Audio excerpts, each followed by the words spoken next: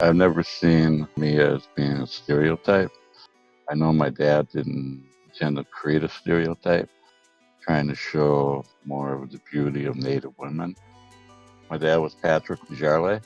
He was from Red Lake, Minnesota, and he was a well-known Native American fine artist. In 1946, he did three paintings, three seminal works that defined him as one of the first Native American modernist artists.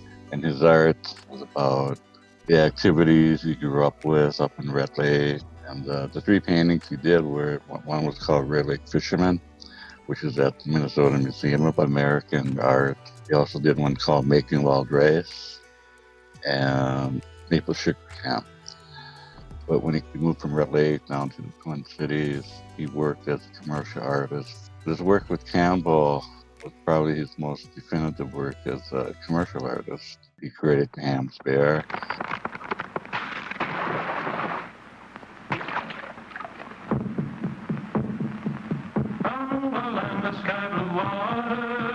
And he also did Mia, Land of Lakes Maiden. He did a sort of a re-imaging of it, kind of redefine it. He basically took the same icon that had been created in 1939, I believe, and so he brought it up to a more modern perspective. He did commercial art into the mid-1960s, and he went back to his fine art. He was like my art teacher. I was always going into the studio and watching him work, and he'd show me things. He said, well, I'm going to teach you the ropes. So he would show me how to do certain things that I use today in my own art. He had brought home some of his artwork for the Ham's Bear. He was really overloaded with the Ham's Bear. And when you do a cartoon, you do it on a clear acetate sheet called a cell. So he did the outline, and I was about 7 or 8. He hired me to paint black inside the line for the bear. He told me, whatever you do, don't go over the line. And I did go over the line, and I got fired the first day. And then a week later, he let me come back.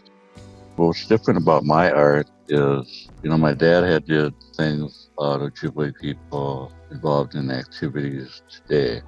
What I wanted to do is I went back to how my people lived 200 or 300 years ago. Basically the same activities has always been a part of our culture. And I focused a lot on women's activities because there wasn't a lot of art out there that depicted Native women engaged in those things. My art was kind of an answer to the stereotypes that I saw. I got involved in community art. So I worked on a number of murals that were throughout Minnesota. I did a mosaic mural for Franklin Avenue Library.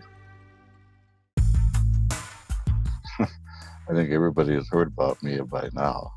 I've never seen Mia as being a stereotype.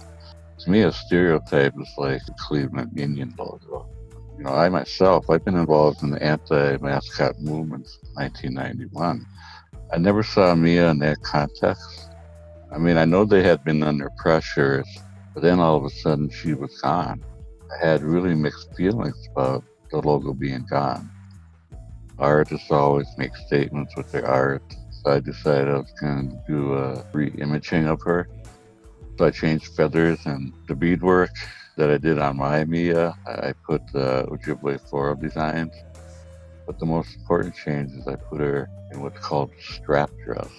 Ojibwe women wore a specific kind of dress a long time ago. It was called strap dress. And a very basic dress with 2 straps going over the shoulders. There's also another piece to it, like 2 arms that could be tied onto it so they wouldn't get scratched up walking through the woods, that kind of thing. If you look at my artwork, all my women are in strap dresses. I'm very particular about the kind of details that I put in my art. So with my Mia, I put her into the strap dress. Before, the O was above the logo, the 1939 version. What my dad did, he brought it down so he covered her head. And I think there may have been a little bit of a subliminal religious iconography in what he did. He was raised as a Roman Catholic.